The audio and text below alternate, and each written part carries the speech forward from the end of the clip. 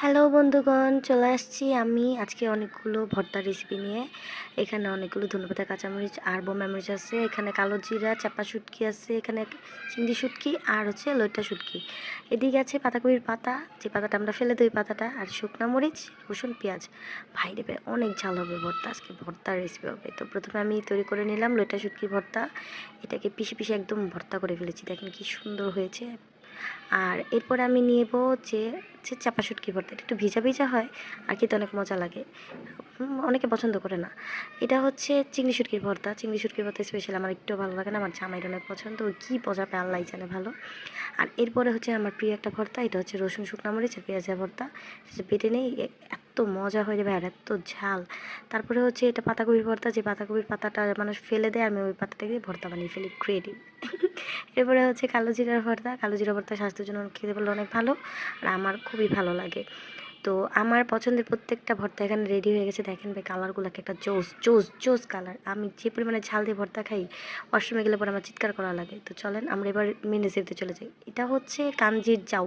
অনেকে কাঞ্জির জাউ সম্বন্ধে অনেকে ধারণা নেই, অনেকে আছে অনেকে কাঞ্জির ভাত খায়, তা অনেকে কাজির ভাতও বলে এটাকে। তা আমাদের নারায়ণগঞ্জের ভাষায় এটাকে বলে কাঞ্জির জাউ বা ভাত, যে যেটা বলে। আপনাদের ওখানে কি বলে কমেন্ট বক্সে জানাবেন। তো এটাকে আমি বানানোর আগে প্রথমে হচ্ছে চালটাকে ভালো করে ধুয়ে নিই। তো ধোয়ার পরে ওখানে কতগুলো পানি দিয়ে ভালো করে মুখটা সিল করে, যেতে ময়লা ভিতরে না ঢুকতে পারে, কারণ এটাকে 7 দিনের জন্য রাখতে হবে। তাই তো 7 দিনের জন্য যেহেতু এটা আমি রেখেছি সুন্দর করে, দেখেন 7 দিন পরে কি একটা অবস্থা, পুরো বুদবুদি চলে আসছে। আর ভিতরে চালটা দেখছেন কত ফ্রেশ, এটা চালটা ফুলে গেছে। আর পানিটাতে এত স্মেল আসছে, এটা পানিটাই হচ্ছে মেন, চালের কোনো কাজ নেই। এরপরে আমি একটা পাত্রে এগুলোকে সব ঢেলে নিচ্ছি, আর ঢেলে নেওয়ার পরে আমি কতগুলো কাঁচামরিচ ঢুকাই দিচ্ছি, একটু নুন নুন করে পড়ছে।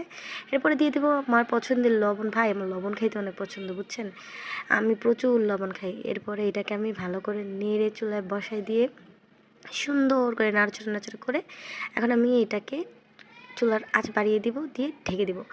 ঢেকে দিয়ে রেখে দেবো। এটা যে পর্যন্ত মনে করেন বুদবুদি হয়ে ভাতটা তৈরি না হবে, দেখেন অলরেডি কিন্তু বুদবুদি চলে আসছে উপরে। আর এটার ভাই যে পরিমাণ স্মেল রে, চারপাশে ঘরে মোমো মোমো করতেছে। আমি তো রুমের দরজা লাগাই রাখছি, কারণ আমার জামাই এটা স্মেল একেবারে নিতে পারে না। আমি জানি না কেন, কার কাছে এটা এত খারাপ লাগে কেন, আমার কাছে ভাই ভালো লাগে, আমার কাছে অনেক পছন্দ, তাই আমি খাই। অনেকের এটা পছন্দ না, অনেকে এটা খাইতে চায় না, কেন খাইতে চায় না আল্লাহই জানে ভালো। কিন্তু এটা খেতে পারলে খেতে পারলে কী যেন একটা উপকার আমি ভুলে গেছি, কিন্তু এটা খেতে মজা লাগে। তো রান্না অলমোস্ট হয়ে যাচ্ছে। আর ওই যে দেখেন আমার বাইরের ভিউ দেখছেন কি সুন্দর, ঝলমলে ঝলমলে রোদ। ওয়াও, চারপাশের ভিউটা অনেক সুন্দর। আমার বারান্দা থেকে, সরি, আমার রান্নাঘরের জানালা থেকে অনেক সুন্দর ভিউ পাওয়া যায়। এরপরে আমার অনেক ভালো লাগে দেখতে আর রান্না করতে। কিন্তু আফসোস আশেপাশে কোনো বিল্ডিং নেই, তাকে আমার খাবারের গ্রাম